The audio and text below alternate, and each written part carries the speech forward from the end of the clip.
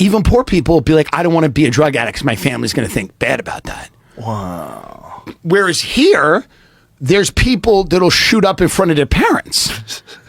You know what I mean? Like, so it's just a different, culturally we've gotten to this point where people are having less children.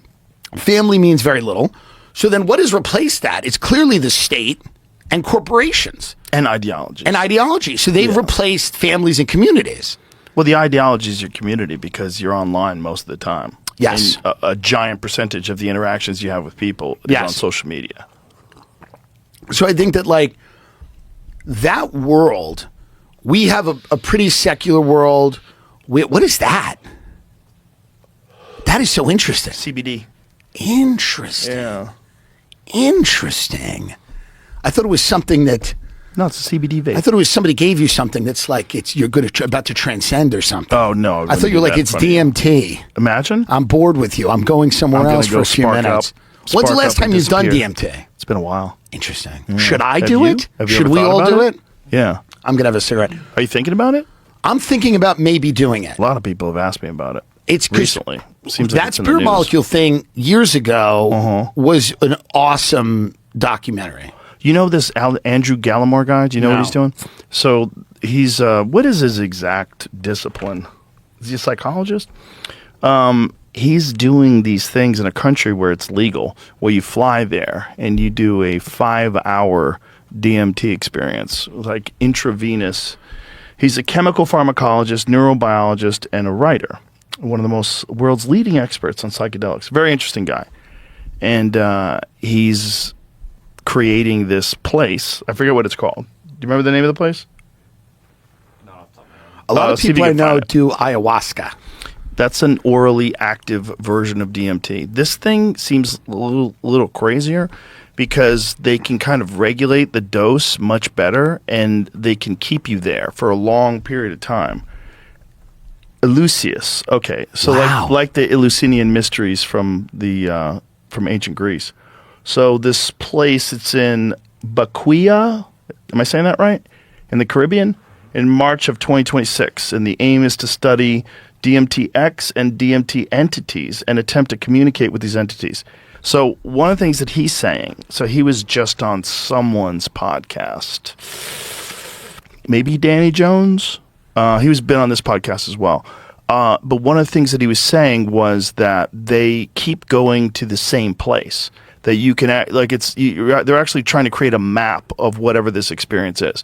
So instead of doing it like an ayahuasca ceremony or doing it like you're smoking DMT and some sort of a psychedelic ceremony with your friends and it's a 15-minute experience, instead of that, they're having repeated experiences in the same environments. Like there's actually a place that you can go. And by regulating the dose somehow or another over a prolonged period of time, it allows you to maintain this state and keep entering deeper and deeper into whatever the fuck this is. But it seems to be mappable. Okay, it was the basement. That's what it was. So it is AJ from the Y-Files, which is an awesome YouTube show if you've never seen it before.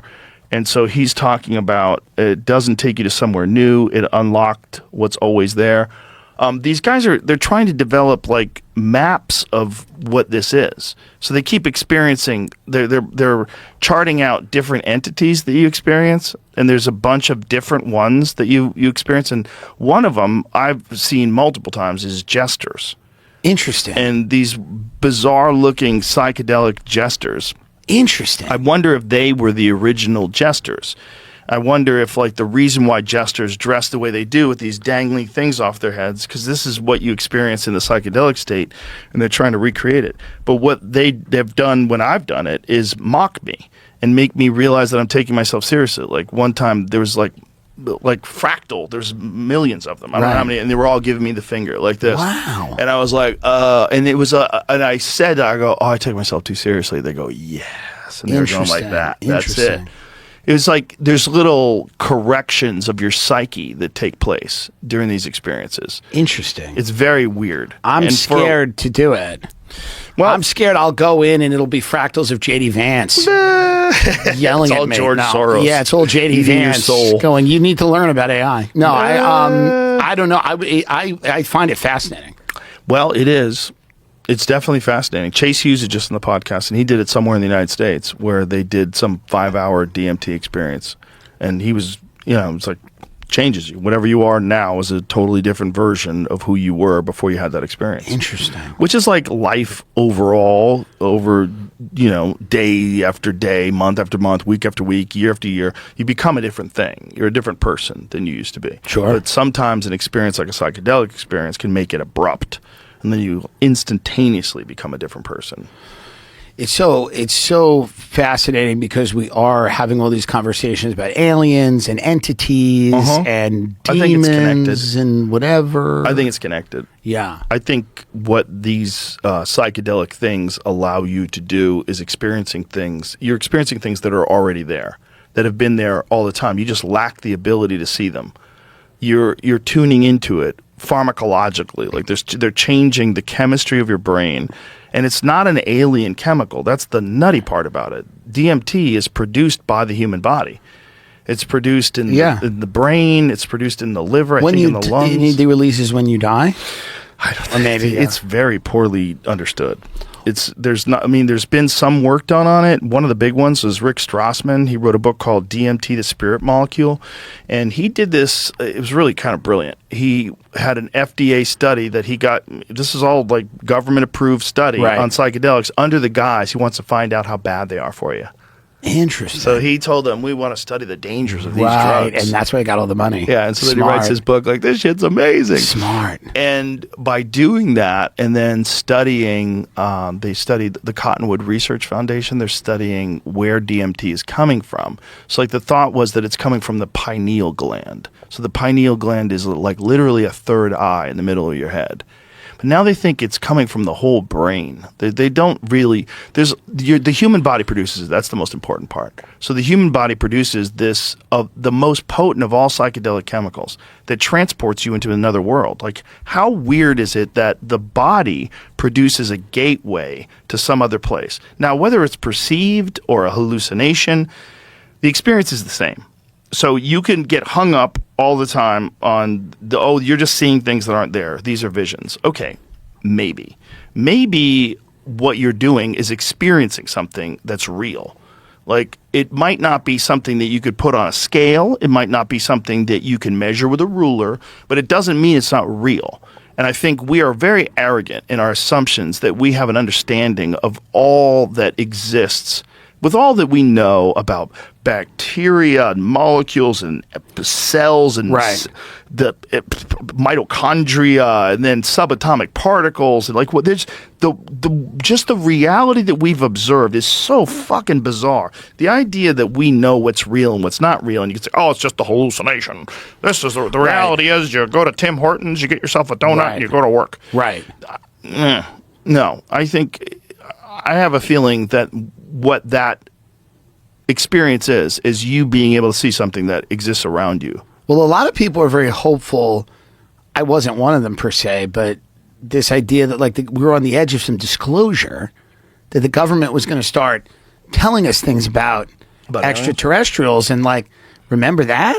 Well, the creepiest one that kept going around was that they had brought together a bunch of pastors to talk to them about disclosure, because disclosure is going to disrupt the fabric of society so greatly. Right. And the question was, what were they going to tell them? And so what I have been hearing from people that supposedly know things about UFOs was that they were told that religion was created by aliens to keep people in line, and that humans are the product of accelerated evolution, and they needed some sort of an origin story that made sense with rules and morals and ethics and guidelines to follow and something to worship, because without that, people are lost. And so that these aliens have created that. Well, please let Trump say that in a press conference.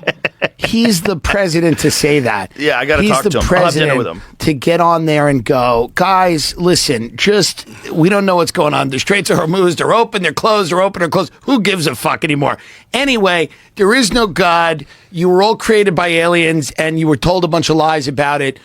Good luck. Keep going to work. Markets up. Straits open, markets up. It's not even that there is no God. It's that the God story that you've been told it's formulated in a way for your tribal primate brain to accept and understand. Right. And that there's probably a true story to all of it. If you go back far enough, and if you got the actual events that they were trying to lay out, there's too much of stuff that's in the Bible that like is historically verifiable. Totally. But do you think they didn't tell people that because they thought it would be too disruptive? Well, here's the thing. There's a lot of stuff that, when you talk about the Bible, right, you're talking about a series of stories. Sure. Right? Especially when you get to the Old Testament. It's a series of stories. And some of these stories aren't in the Bible that were a part of the religious canon of the day. And one of them is the Book of Enoch. So Anna Paulina Luna told me about. She's like, you really have to read that. And I was like, okay. Like she was so adamant about it. I'm like, okay, right. let me read it. So I listened to it on tape in the sauna, which is the perfect way to do it. I'm listening to an audiobook. It's 195 degrees. Okay. I'm sweating my balls off. I'm dying in there, and I'm listening to this fucking crazy account that is in the same Dead Sea Scrolls as they found the Book of Isaiah. Totally. The same collection of these religious texts. And it's all about how the Watchers came down and mated with the daughters of man and chose them as wives and then created this race of beings called the Nephilim, which were giants that ruled the earth. Like, this is in the Bible. They talk about the Nephilim in the Bible. In the Bible, they talk about Enoch. Like he's referenced in the Bible. Right. But the Book of Enoch, the stories that are in the Book of Enoch, are fucking bananas. Like completely bananas. And the only reason why it's not in the Bible, a bunch of rabbis decided that it didn't align with the Torah. The Torah or the Talmud, I forget which one. But they decided like this contradicts some of the stories that are in other religious texts, so we're going to keep that one out. Interesting. Because it was a collection of these things that's all together. Who are these rabbis? Exactly.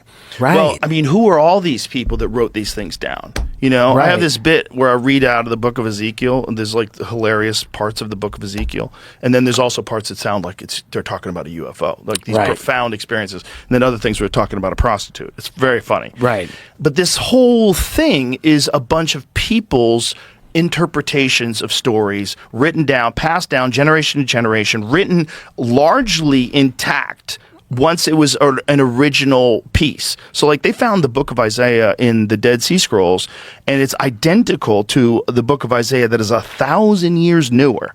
So that was older than the Book of Isaiah that they had by 1,000 years, the oldest one they ever found, and it was verbatim. Right. So once they got these stories down, they wrote them over and over and over again, and like priests would learn to do that, and monks would learn to do that with their religious texts. They would rewrite things over and over again as part of the practice.